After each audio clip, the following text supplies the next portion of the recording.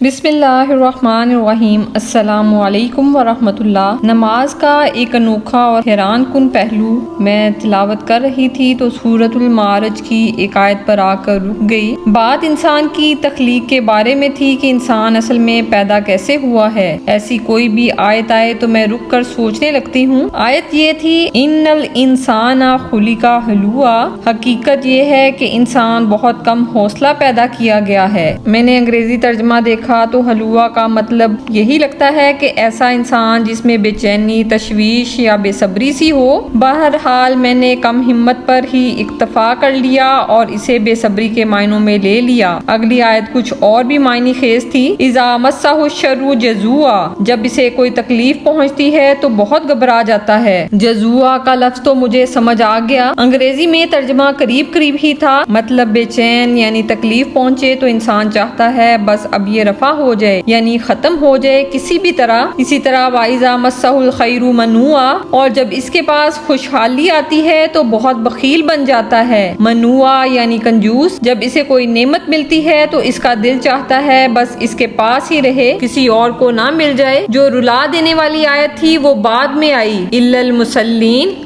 مگر وہ نمازی ایسے نہیں ہیں، یعنی نماز پڑھنے والے لوگوں کے علاوہ انسان کی حالت اسی طرح کی ہے۔ انسان کی یہ پیدائشی حالت صرف اسی صورت میں بدل سکتی ہے جب وہ نماز قائم کر لیتا ہے۔ مجھے ایک عجیب سی خوشی محسوس ہوئی یہ سوچ کر، میں پہلی 3 آیات پڑھ کر حیران ہو رہی تھی کہ اللہ تعالیٰ اپنے ہی بنائے ہوئے انسان کی کمیاں اور خامیاں گنوا رہا ہے، لیکن إِلَّا الْمُصَلِّينَ پڑھا تو دل مطمئن سا ہو گیا کہ ان کمیوں اور خامیوں کو پورا کرنے کا اللہ تعالیٰ نے راستہ رکھا ہوا ہے۔ اگر کوئی نماز پڑھتا ہے تو وہ ہلوعا، جزوعا اور منوعا کی دلی اور جذباتی حالتوں سے نکل سکتا ہے۔ اور میں سوچنے لگی، یعنی تصور کرنے لگی، انسان سے تشویش، بے چینی اور کنجوسی نکل جائیں تو وہ انسان کی کیسی حالت ہوتی ہے۔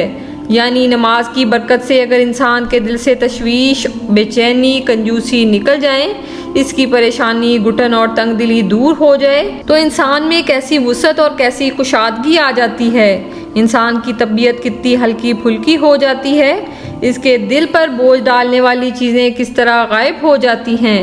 بے شک نماز ایک عظیم نعمت ہے۔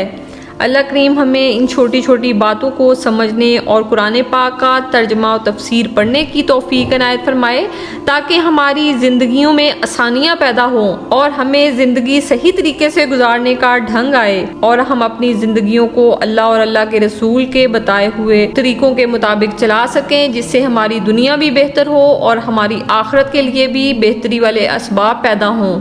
اللہ کریم ہمیں عمل کی توفیق عنایت فرمائے۔ اگر یہ میری باتیں آپ لوگوں کی سمجھ میں آئیں تو ان کو دوسروں تک زیادہ سے زیادہ پہنچائیں۔ اللہ کریم ہمیں عمل کی توفیق عنایت فرمائے۔ آمین۔ جزاک اللہ الخیر۔